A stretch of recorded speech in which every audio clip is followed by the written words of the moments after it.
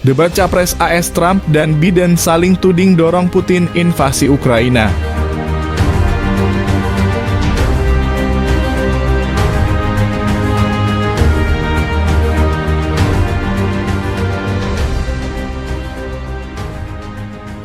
Presiden Amerika Serikat AS Joe Biden dan saingannya, mantan Presiden Donald Trump, saling menuduh satu sama lain memberikan keberanian kepada Presiden Rusia Vladimir Putin untuk menginvasi Ukraina.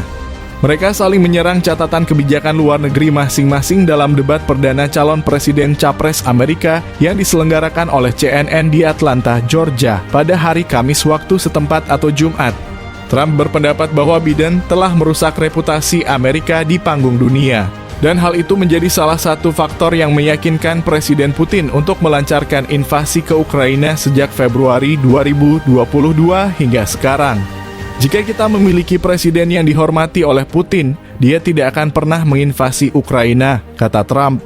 Biden tidak melakukan apapun untuk menghentikannya. Anda tahu, saya pikir dia mendorong Rusia untuk ikut serta. Mantan presiden tersebut menyatakan bahwa Putin melihat ketidakmampuan Washington selama penarikan pasukan Amerika dari Afghanistan pada tahun 2021. Itu adalah momen paling memalukan dalam sejarah negara kita, kata Trump. Ketika Putin melihat hal itu, dia berkata, Anda tahu, saya pikir kita akan pergi ke Ukraina, ujarnya. Ketika giliran Biden untuk berbicara, orang ini mengatakan kepada Putin, lakukan apapun yang Anda inginkan.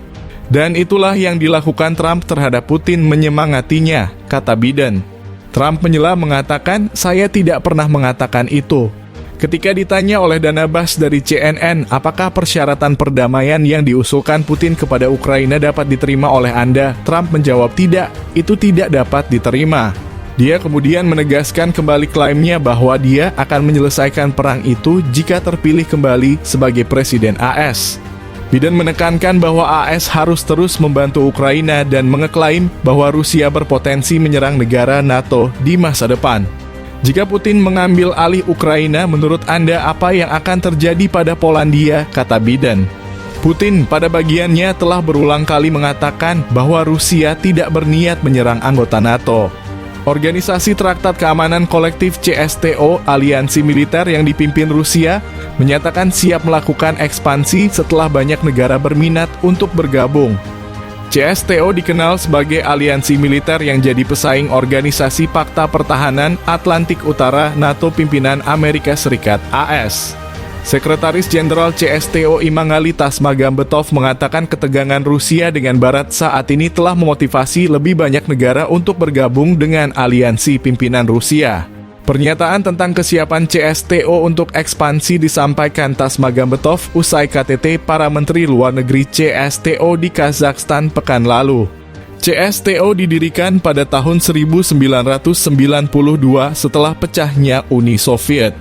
Anggotanya saat ini adalah Rusia, Belarusia, Kazakhstan, Kyrgyzstan, Tajikistan, dan Armenia.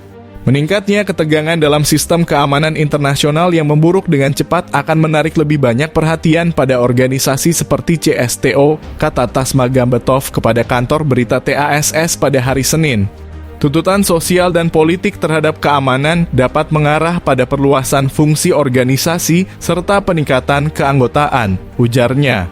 Tasmagambetov menambahkan bahwa para anggotanya dapat lebih mengembangkan potensi penjaga perdamaian kelompok tersebut. Sejarah 2 abad terakhir menunjukkan bahwa instrumen yang paling banyak diminati adalah keamanan kolektif, ujarnya. Pada Januari 2022, organisasi tersebut mengerahkan pasukan penjaga perdamaiannya untuk pertama kalinya untuk membantu meredam kerusuhan di Kazakhstan. Anggota CSTO menolak menjatuhkan sanksi terhadap Rusia atau mengirim bantuan militer ke Ukraina ketika Moskow melancarkan operasi militernya di negara tetangga tersebut pada Februari 2022. Meskipun demikian, aliansi Eurasia juga mengalami beberapa pergulatan internal.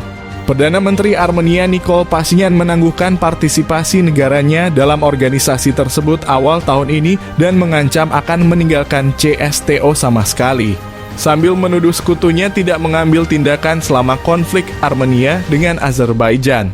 Moskow telah menolak tuduhan tidak memenuhi komitmennya terhadap Yerevan.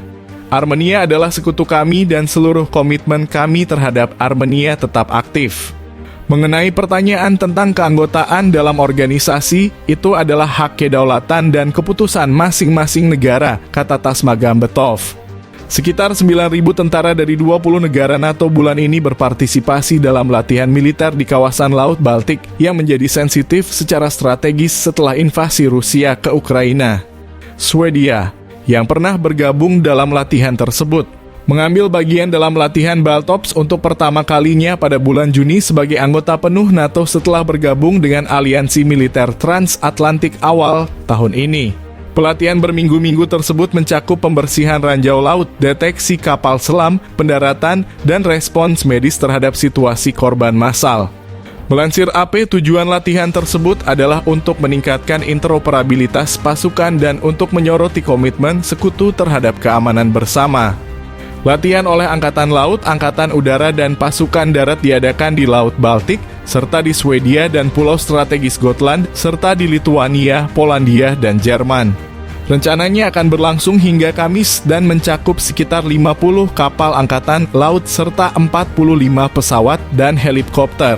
Jaringan pipa gas besar melintasi dasar Laut Baltik dari Rusia dan Norwegia hingga Jerman, Polandia, dan negara-negara Eropa lainnya, menjadikannya wilayah yang sangat sensitif sejak Rusia menginvasi Ukraina pada tahun 2022 dan meningkatkan aktivitas permusuhannya di wilayah Laut Baltik. Swedia, yang pernah bergabung dalam latihan tersebut, mengambil bagian dalam latihan Baltops untuk pertama kalinya pada bulan Juni sebagai anggota penuh NATO setelah bergabung dengan aliansi militer transatlantik awal tahun ini.